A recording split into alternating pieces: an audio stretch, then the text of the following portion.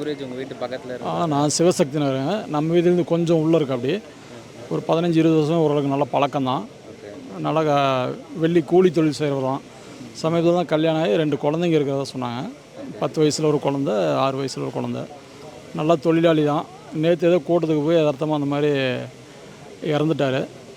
அதுக்காக அவங்க உறவினர்கள்லாம் ஒன்று சேர்ந்து அந்த குழந்தைங்களுக்கு ஏதோ ஒரு நிவாரணம் கிடைச்சா அது நல்லாயிருக்கும் அப்படின்னு எதிர்பார்க்காங்க. அது ஒரு தப்பு கிடையாது. ஏன்னா அவங்க ஒய்ஃபு பெரியவங்க இதுக்கு மேலே வாழ்ந்துக்குவாங்க, அது பிரச்சனை கிடையாது. இன்னதான் இவங்க இழப்பீடு கொடுத்தாலும் அவங்க அப்பா இருந்து அந்த குழந்தைங்கள வளர்த்துற மாதிரி வராது. இருந்தாலும் ஏதோ ஒன்று இவங்க டிவி கேட்குறாங்க, அவங்க சைடில் தப்பு இருக்குன்னா தப்பு இருக்காது, இல்லைன்னு யாரும் மறுத்தர முடியாது. ஏன்னா இவங்க நிர்வாகிகள் கூட்டம்னு சொல்லிவிட்டு பார்த்தீங்கன்னா இவர் நிர்வாகி கிடையாது.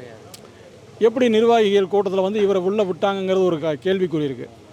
இன்னொன்று அந்த கார்டு பார்த்திங்கன்னா அவங்க நிறையா பேர்த்துக்கு விலைக்கு விற்று தான் கூப்பிட்டு போயிருக்காங்க. அந்த மாநாட்டு செலவு, அந்த கூட்டத்துக்காக செலவுக்காக அதை பண்ணாங்களா என்னன்னு தெரியல. இப்படி அவங்க சைடு எல்லாமே சேஃப்டியாக பார்த்துக்கும் பொழுது சாதாரண பாமர மக்கள் வரும் பொழுது 12 மணிலேருந்து 3 மணிக்கு என்ன தான் கூட்டம் நடத்தாலுமே நல்லா இருக்கிற மனுஷனுக்கு ஒரு மயக்கம் வரும், கீழே விழுவுறது, இறக்குறது ஏற்படும். இது ஏற்கனவே அவங்களுக்கு தெரிஞ்சது தான். இந்த கூட்டம் அவங்க வந்து 5 மணிக்கு மேலே நடத்திருந்தாங்கன்னா இந்த பிரச்சனை வந்திருக்காது யாருக்குமே. ஆஞ்சியோ பண்ணிட்டாங்கன்னு இப்போ ஒரு சிலர் நிறையா கேள்வி கேட்குறாங்க. ப்ரெஸ்காரங்களோட அவருக்கு உடம்புல பிரச்சனையான்னு கேட்குறாங்க. ஆஞ்சியோ பண்ணதுங்கிறது ஒரு பெரிய விஷயமே கிடையாது. அது இயல்பாக இன்றைக்கி எல்லாத்துக்கும் நடக்கிறது தான். எல்லாருமே இயல்பாக இருக்காங்க. ஆனால் அதே ஒரு பெரிய குறையாக சொல்லிவிட்டு இன்றைக்கி டிவி கேட்குறாங்க, நேற்றுலேருந்து இதாக பண்ணுறேன் வரேன் ஏதோ உதவி பண்ணுறேங்கிற மாதிரி மற்றவங்கிட்ட சொல்லிட்டு இருக்காங்க. அவங்க குடும்பத்தில் யார்கிட்டையும் பேசணுதா தெரியல. அது நம்மகிட்டே ஒருத்தர் 2 பேர் தகவல் சொல்லியிருக்காங்க. இது வரைக்கும் யாரும் வந்து பேசணுதான் எதுவும் இல்லை. அவங்க உறவினர்கள் இப்போ ஒரு முடிவு எடுத்திருக்காங்க. இந்த குழந்தைங்களுக்கு ஏதோ ஒரு நல்ல ஒரு பதில் சொன்னாங்களாக்கா நாங்கள் பாடியை வாங்கிட்டு போகிறோம், இல்லைன்னா இங்கே தான் உட்காரோன்ட்டு நல்ல முடிவு அது. ஏன்னா அவங்களும் இதெல்லாம் இந்த மாதிரி கற்றுக்கிட்டால் தான் வரக்கூடிய காலகட்டங்களில் அவங்க அரசியல் கட்சி நடத்துறதுக்கு ஒரு முறையாக இருக்கும். அப்படிங்கிறதுல அந்த கோரிக்கையை நானும் ஏற்றுக்கிறேன்.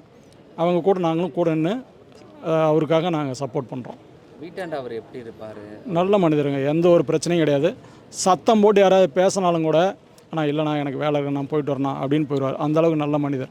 யார்கிட்டையும் இது வரைக்கும் என்றைக்குமே தகராறு பண்ணதும் கிடையாது, எந்த ஒரு பிரச்சனையும் கிடையாது. நல்ல நீட்டான ஆள். எனக்கு தெரிஞ்ச வரைக்கும் 15-20 வருஷமாக பார்த்துட்ருக்கேன். அவங்க அண்ணன் வந்து எனக்கு நெருங்கிய நண்பர் பரசுராம்ட்டு, எங்கள் வீட்டுக்கு எதுப்பலையே இருக்கார்.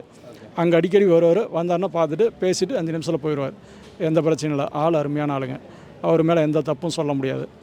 அவங்க வீட்டிலலாம் பார்த்திங்கன்னா தமிழே சுத்தமாக தெரியாது, அந்தளவுக்கு தான் அவங்க இருக்காங்க. நேற்று கிட்டத்தட்ட 5 மணி சுமாருக்கு ஃபேஸ்புக்கில் பார்த்து தான் நானும் தெரிஞ்சிட்டேன். அதை தெரிஞ்சவொடனே எனக்கு ரொம்ப மனவேதனையாக இருந்தது. ஏன்னா அவ்வளோ நல்ல மனிதர், அவ்வளோ கரெக்டான ஆள், எப்படி இப்படி போய் ஆனாருங்கிறது தெரியல. நம்மளாவது தமிழ் ஆளுங்கள்லாம் பார்த்திங்கன்னா கண்ட நேரத்தில் கண்டதை சாப்பிட்டுட்டு இருப்போம், சோறு அது இதுன்ட்டா. அவர் நீட்டாக சப்பாத்தி உடம்பை எப்படி மெயின்டைன் பண்ணுவோம் அந்தளவுக்கு நல்லா மெயின்டைன் பண்ணால் தான். அவர் உடம்பு சரியில்லைங்கிற ஒரு குறையை வச்சு எல்லாத்தையும் நிராகரிச்சிட முடியாது. அந்த குழந்தைங்களுக்கு ஒரு வாழ்வாதாரம் ஏதோ ஒன்று பண்ணி கொடுத்தாங்கன்னா நல்லாயிருக்கும். அதுக்கு தான் என்னுடைய கோரிக்கைங்க.